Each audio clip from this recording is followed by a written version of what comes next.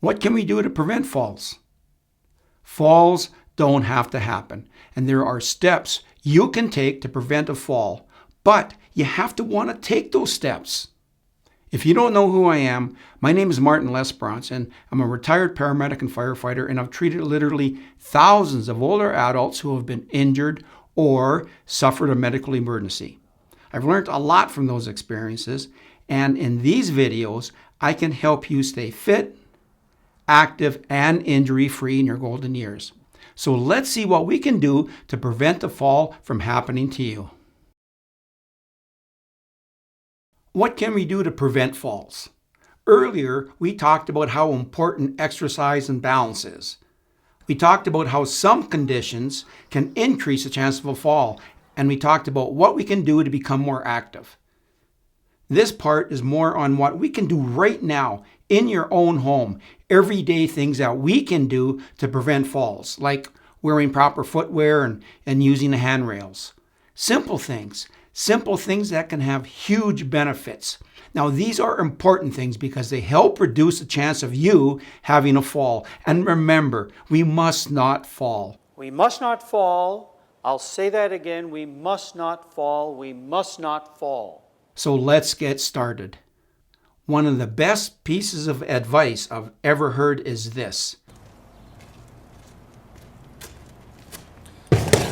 Don't walk or step where your eyes already haven't been. That means you're watching where you're going. You're watching where you're stepping. You're watching where you're placing your feet. And you're watching for changes in the surfaces you're walking on. Like, for example, going from a dry sidewalk to an icy sidewalk or into mud. We do this by getting into the safety mindset. Remember, the safety mindset. The main goal of your walk is not to walk 1 or 2 or 5 miles or kilometers or 200 yards or meters. That's secondary. The main goal is not to fall and get hurt. So here's some ideas on what you can do to help stay in the upright position instead of this position. Don't rush. We talked about rushing earlier, and we may want to rush for a lot of different reasons, but remember, rushing may increase the chance of a fall, and we do not want to fall, and we don't have to fall. So slow down and think about your safety. If you have to go to the bathroom, don't hold on to it until you're going to have to rush to make it to the bathroom so you don't pee your pants. Plan ahead for activities so you don't have to rush. Wear appropriate footwear. Of course, this means not only for the activity you're doing, but also in your own home. Hardwood, tile, and linoleum floors can be slippery, especially when they're wet. So here's some ideas. For your home, wear slippers or footwear with soles that give you a good grip. Rubber soles will give you a good grip.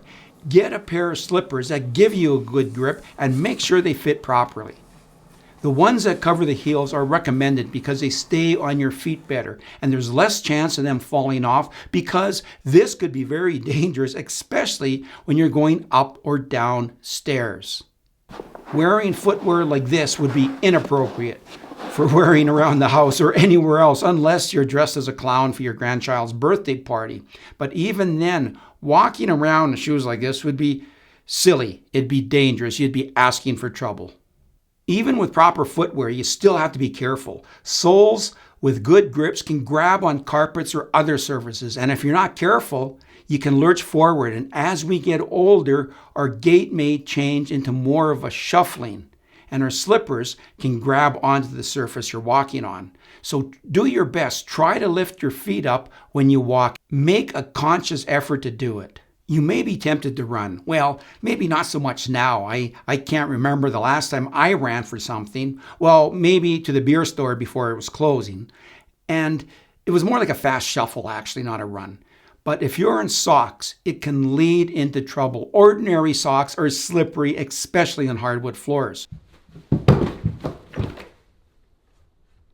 If you don't want to wear nice, safe slippers, you can buy socks that have a good grip on them like this.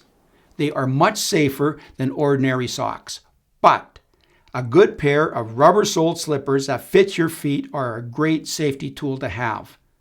Buy a nice pair with a good grip. They're warm, they're comfortable, and you'll get a lot of use out of them.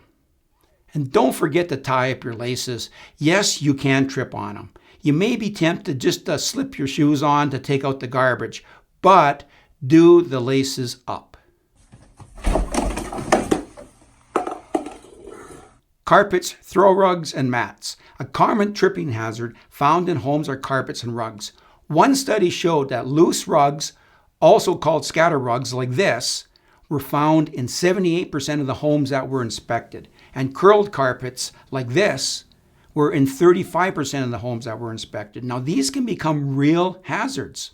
People fall when throw rugs they step on, slip on the floor, or they bunch up and create a tripping hazard. There's more than one way throw rugs can become a tripping hazard. Avoid using the thicker rugs, no matter how soft and nice they feel on your feet when you stand on them. Throw rugs aren't the safest thing to have in your home. You're better off without them. They can become a slipping hazard and a tripping hazard. Several organizations advise against having them in your home. But if you're going to use them, make sure they have a non-slip backing and the corners are not curled up.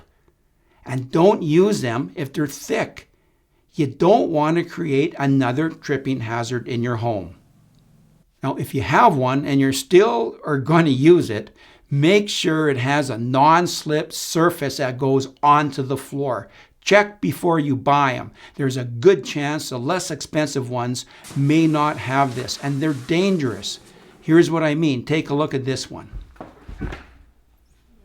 Also, avoid using throw rugs at the top or bottom of stairs. They can creep up over the top, and something like this can happen. And at the bottom of the stairs, something like this can happen.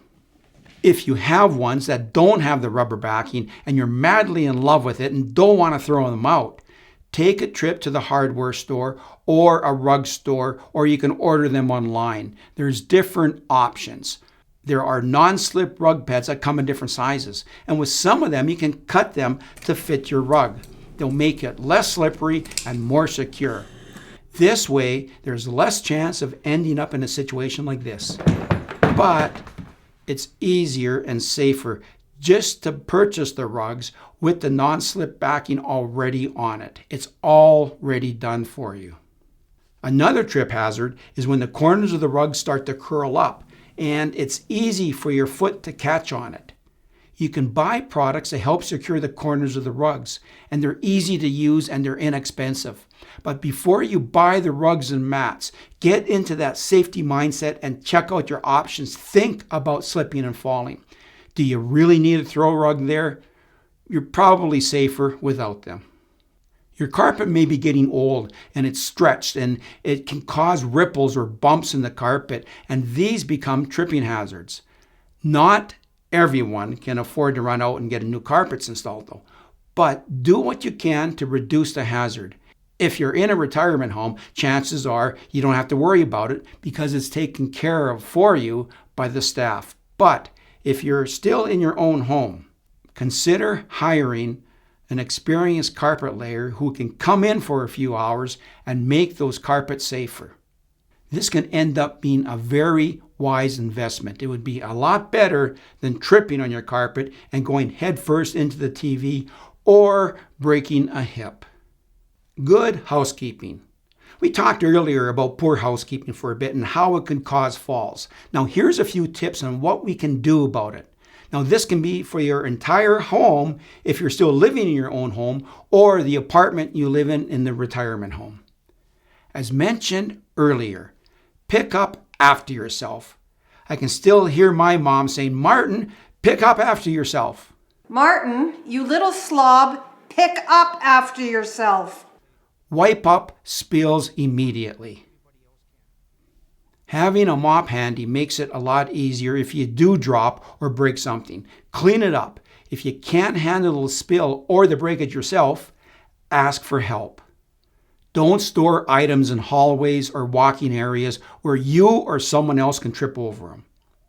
Keep the stairs clear of books, clothes, and anything else. Hoses, electrical cords should not be left where they can be tripped over. Don't put carpets over them though, over the electrical cords. The cord can wear and become a fire hazard because you won't be able to see the wear or tear on it. And you may consider buying cord protectors. They help reduce the trip hazard. You may also be able to tape the cords in locations where they are out of the way. Electrical cords under carpets can end up leading to this. Replace burnt out light bulbs so you have good visibility in low light areas or at night. Use a step stool and not a chair for changing these bulbs. And you may have to get someone else to help you do that.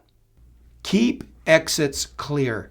In the event of an emergency and you have to get out quickly, you don't want to be tripping over boots or shoes that were left at the door. Realize poor housekeeping contributes to situations where people can get hurt or worse, and we don't want that to happen. Thanks for watching. Now, if you enjoy these videos, please like and subscribe to them. Also, feel free to add any comments. There's a lot of people like you with life experience watching these videos, and we can learn from each other. And this will help me make better videos.